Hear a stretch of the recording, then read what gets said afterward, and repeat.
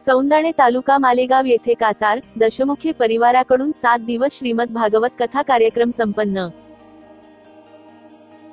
कार्यक्रमाचे आयोजन श्री पद्माकर शंकर कासार दशमुखे व माधव निंबाशेठ कासार, श्यामसुंदर सुभाष कासार, तुषार सुभाष कासार, उमेश पद्माकर कासार, अतुल पद्माकर कासार, गुलाब पंडितराव कासार, नंदन श्याम कासार, रुपेश रत्नाकर कासार, राजेंद्र वसंत कासार, नारायण वसंत कासार, अनिल विश्वनाथ कासार, साईनाथ कासार, दत्ता कासार व सौंदाणे कासार परिवाराच्या वतीने करण्यात आले। कार्यक्रमात सरपंच, उपसरपंच व सर्व ग्रामपंचायत कर्मचारी तसेच सौंदाणे ग्रामस्थांकडून मोलाचे सहकार्य करण्यात आले। कार्यक्रमात विविध वेशभूषा परिधान करून सहभाग घेणाऱ्यांची नावे: भक्त प्रल्हाद चरित्र, हिरण्यकश्यपू, नंदन कासार, नरसिंह, कुणाल कासार, भक्त प्रल्हाद, विश्वराज चिमणपुरे, कृष्ण जन्म, वसुदेव दिलीप पवार, यशोदा, वैशाली रासने, नंदबाबा, राजेश रासने, वामन अवतार, वामन, श्रीपाद, बळीराजा, रुजुला दशमुखे, शुक्राचार्य, वैभवी दशमुखे, ऋषीमुनी, आयुष दशमुखे, रुक्मिणी स्वयंवर आणि सुदामा चरित्र, श्रीकृष्ण अमृत हुंडे, रुक्मिणी, शीतल हुंडे, सुदामा कनक हुंडे, द्वारपाल एक अर्णव हुंडे, 2 कृष्णा दशमुखे, सत्यभामा, दीपाली चिमपुरे, जांबवांती अनुष्का दशमुखे, दत्तावतार, दत्तप्रभू अतुल दशमुखे, ऋषीमुनी 1 नंदन, 2 अर्णव, 3 भावेश चांदोडे, कृष्ण बाललीला, 1 श्रीकृष्ण दहीहंडीसाठी दशमुखे, 2 श्रीकृष्ण गोवर्धन पूजन आयुष दशमुखे।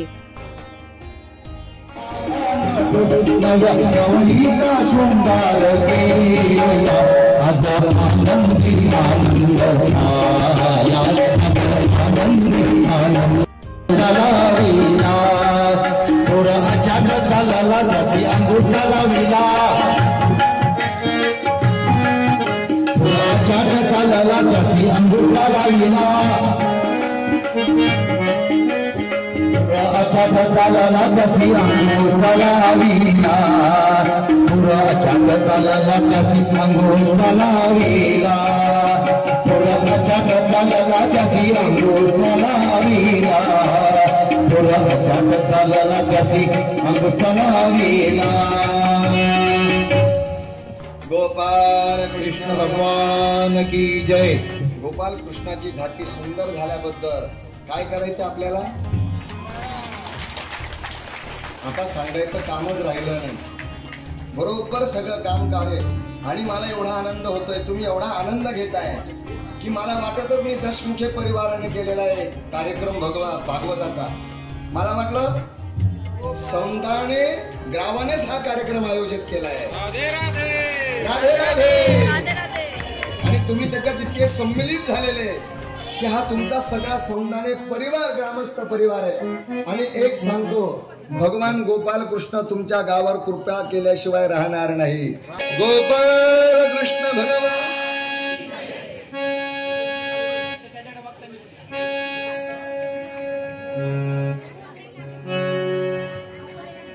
स्वागतम कृष्णा सुस्वागतम कृष्णा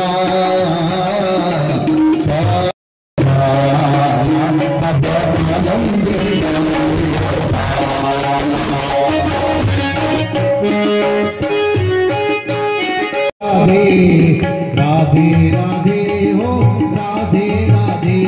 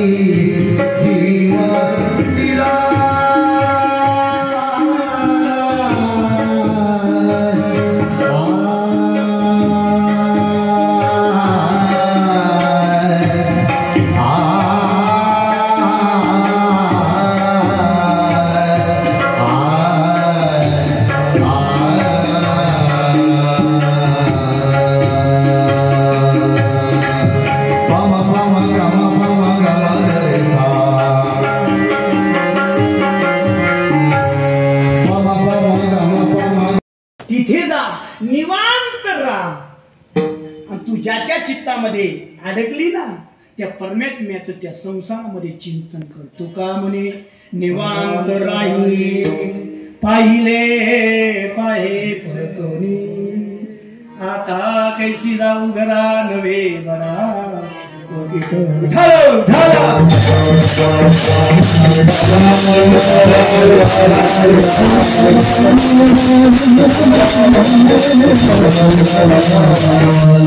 झाला अभंगाचा सरळ भावार्थ. आपण चिंतनाकडे वळणार आहोत, पण तत्पूर्वी भारतीय संप्रदायाच्या नियमाप्रमाणे आपल्या पुण्य पावन अशा श्री क्षेत्र सौंदानी नगरीमध्ये गेल्या 21 तारखेपासून तर कालपर्यंत पुण्य पावन अशी जीवनदायिनी श्रीमद भागवत कथा संपन्न झाली. या कथेचं निरूपण भागवताचार्य परमपूजनीय गुरुजी पंकजी पंडित महाराज धुळेकर यांनी या ठिकाणी 7 दिवस निरूपण केलं. आणि या कथेचं जे नियोजन आहे, आयोजन आहे, हे कशा निमित्तानं आहे? स्वर्गीय समस्त पितरांच्या शांती करता, समाधाना करता, आनंद करता याचं नियोजन आहे.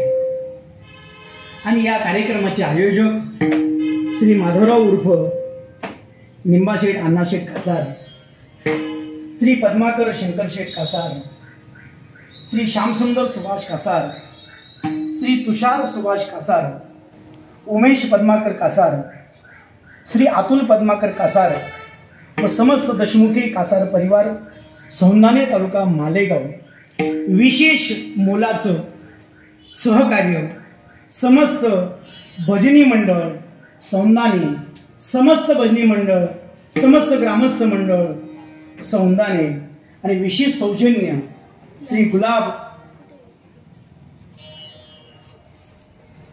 गुलाबजी कासार सौंदाणेकर, रुपेश रत्नाकर कासार मालेगावकर. आणि या कार्यक्रमाकरता आपल्या गावचं वैभव, वारकरी संप्रदायाचं वैभव, ज्यांनी ज्ञानेश्वरी आत्मसात केली, जगाला दिली अशी माऊली श्री गोविंदजी महाराज, ज्ञानेश्वर माऊली गोरे महाराज. नाही काय झालं, आमचे गोरे गोविंद महाराज बी आमचे जवळचे मित्र आहे, ते आळंदीला राहतात. नाही ना, जवळचाच म्हणून लांब जातो.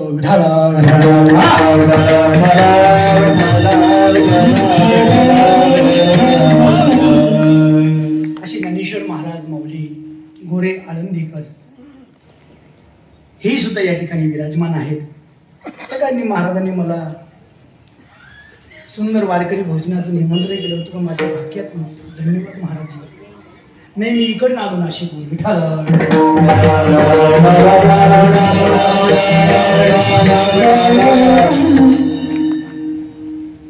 तुम्ही जशी कथा ऐकली तीच कथा माझ्याही श्रीमुखातून नाशिक शहरामध्ये राधाकृष्ण नगरमध्ये या ठिकाणी चालू आहे. आजचा त्या कथेचा 5वा दिवस आहे. पण आपल्या गुलाबरावांचा, या सगळ्या परिवाराचा विशेष आग्रह होता. महाराज तुम्हाला शेवट यादवांना शाप देऊन घेतलाय. उग्रसेन राजा विचार करतो आता काय करायचं. आपल्या शिपायांना बोलवलंय आणि त्या मुसळाचा किस केलाय आणि शेवटी एक तुकडं उरलं आणि एक तुकडं समुद्रामध्ये फेकून दिलंय. त्या किसला सुद्धा समुद्रामध्ये टाकून दिलाय आणि तो लव्हाळीच्या प्रमाणे समुद्राच्या तटाला लागलाय. आणि एक जो तुकडा समुद्रात फेकला होता तो एक माशाने गेलाय. एक माशाने गेला, एका कोळीने त्याला पकडलं, माशाला त्याला चिरलं, त्याच्यातनं लोखंडाचा तुकडा निघाला. तो त्या कोळ्यानं काय केलंय, जरा नावाच्या पारध्याला दिलाय, तो विकून दिलाय. अशा पद्धतीनं भगवंतानं आपल्या आणि यादवांच्या नाशाची तयारी केली आहे. ओम नमो भगवते, ओम नमो भगवते वासुदेवाय, ओम नमो भगवते, हरये नमः हरये नमः हरये नमः। गोपाल कृष्ण भगवान की जय। शुकाचार्य म्हणतात, राजा, शापापासून नारद कधीही एक ठिकाणी फार दिवस राहिले नाही, पण द्वारकेमध्ये कधीही नारदांना शापाचा प्रभाव लागत नसे। एक दिवस भगवंताची भेट घ्यावी, वसुदेवाची भेट घ्यावी म्हणून नारद मुनी कुठे आले? द्वारकेला आले। बरं, नुसतेच आले का हो? कसे आले ते? मुके मुके आले का आपल्यासारखे? मुके मुके आले आपल्यासारखे? मग कसे आले? नारायण नारायण जय गोविंद हरे, नारायण नारायण जय गोपाल हरे, गोपाल कृष्ण भगवान की। द्वारकेमध्ये आल्यानंतर वसुदेवानं नारद मुनींचं उत्तम प्रकारे स्वागत केलं, वाद्य पूजा केली, बसायला सिंहासन दिलंय, गंध अक्षर लावले, फुलांचा हार दिलाय आणि नारदांना नमस्कार केला। नारदांना नमस्कार करून वसुदेव सांगतात, हे देवर्षी नारदा, भगवतपदी लीन झालेल्या तुझ्यासारख्या संत सत्पुरुषांची योग्यता देवाहून अधिक आहे। देव श्रेष्ठ की संत श्रेष्ठ? तर संत श्रेष्ठ म्हटले गेलेले, देवाहून संत श्रेष्ठ आहे। पण हे ब्रह्मनिष्ठ तुझ्यासारखा घरी आल्यामुळे आणि तुमच्या घरी येण्यामुळे आमचं पूर्वजन्माचं काहीतरी भाग्य, तुझ्यासारख्या संतांचं आम्हाला दर्शन झालं, पूजा करायला मिळाली, आमचं महद भाग्य आहे। पूर्वजन्म आमचं उदयाला, पुण्य उदयाला आलंय। कोण सांगताय? वसुदेव सांगतायत। कोणाला? कोणाला? नारदांना। गोपाल कृष्ण भगवान, आपण इथे बसलोय पण मन सगळं, आपलं मन सगळं इकडे तिकडे। खरंच आहे की नाही? पहा, सरांनी लगेच सांगितलं। परंतु ज्या भगवंत धर्माच्या आचरणानं श्री भगवान विष्णू तुझ्यावर प्रसन्न झाले, जे निष्ठापूर्वक श्रवण केलेलं आहे, त्या माझ्या प्रार्थनेमुळे श्रीकृष्ण परमात्मा तुझा पुत्र झाला। आता मी तुला मायामोहातनं कसं बाहेर पडावं हे मला सांगा, असं वसुदेवानं भगवंताला सांगितलंय। देवा, मी आतापर्यंत सगळ्या गोष्टी सहन केल्या, पण ह्या मायामोहातनं दूर पडण्यासाठी माझ्यावर काहीतरी कृपा करा। कारण संतांना सांगावं की देवाला कसा भेटेल, देव कसा भेटेल, असं हे संतांना सांगावं। आणि हा वसुदेव भगवंत म्हणजे नारदांना सांगतोय। नारद मुनींनी सांगितलं, बाबा वसुदेवा, तुझ्या प्रश्नामुळे मला भगवंताची स्तुती करण्याची उत्स्फूर्तता झाली। त्या भगवंताची मला तुझ्यामुळे स्तुती करायला मिळणार, मला खूप आनंद होतोय। नारद म्हणतात, वसुदेवा, हे माझे मोठे महत्भाग्य आहे, कारण भगवंताचं गुणगान करताना मानवाला अत्यांतिक आनंद होतो। भगवंताचं नामस्मरण करताना आनंद होतो की नाही? मग भगवंताचं गुणगान करताना जर भगवंत मानवाला आनंद होतो, तर भक्ताला म्हणजे नारदांना किती आनंद होत असेल। नारदांना आनंद झालाय। बाबा, मी तुला मोक्षाचा मार्ग सांगतो आणि तो काय आहे ते तू श्रवण कर। भागवत धर्माविषयी ऋषभपुत्राचा विदेहीपती निमिराजाचा जो संवाद झाला, मी तुला सांगतो। आणि प्रथम ऋषभपुत्रांची थोडीशी तुला माहिती सांगतो, ती ऐक, म्हणजे तुला संवाद नीट कळेल। नारद मुनी काय सांगतात? तू मोक्षाचा मार्ग विचारलाय,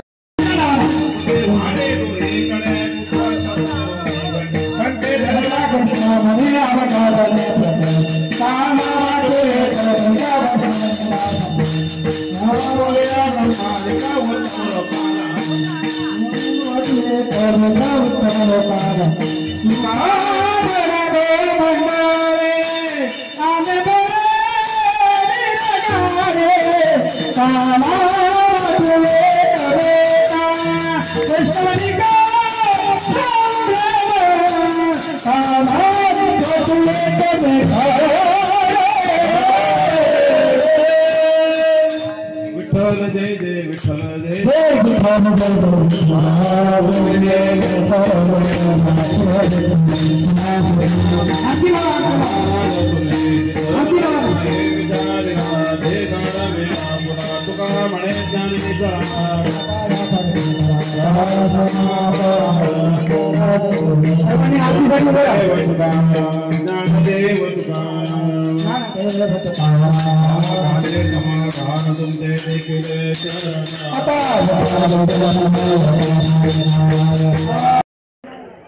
आयोजनाची समाप्ती म्हणून इथे आपण सगळे जमलेलो आहोत. काल्याच्या प्रसादाने आपण याची सांगता करणार आहोत. तरी सर्व ग्रामस्थांना भाविकांना प्रथम मी अशी विनंती करतो दोन्ही हात जोडून की सगळ्यांनी महाप्रसादाचा लाभ घेतल्याशिवाय ही सेवा पूर्ण होणार नाही. तरी सगळ्यांनी या महाप्रसादाचा आवर्जून लाभ घ्यावा ही विनंती. हे कथेचं आयोजन का केलं कसं केलं याचं निरूपण माऊलींनी त्यांच्या याच्यात सगळं सांगितलेलं आहे. तरी आपले सगळे आमचे सगळे कासार कुटुंबातील पितर तसे आपले समस्त गावचे जे सगळे पितर असतील स्वर्गीय गेलेले असतील गावाला सुखशांती कुटुंबाला सुखशांती लाभावी या प्रामाणिक उद्देशातून आपण एक कथेचं आयोजन केलेलं होतं. त्याला संपूर्ण गावाने खूप घरचं कार्य समजून दाद दिली. त्यामुळे मी सगळे गावाचे प्रथम आभार मानतो. या कामी आपले भजनी मंडळ स्थानिके नंतर परमपूज्य महाराज पंकज गुरुजी वासुदेव महाराज यांनी गोरे महाराज यांनी जे योगदान दिलं त्याबद्दल मी सगळ्यांचे ऋणी आहे. सगळ्यांचे आभार व्यक्त करतो. 2 शब्द संपवतो.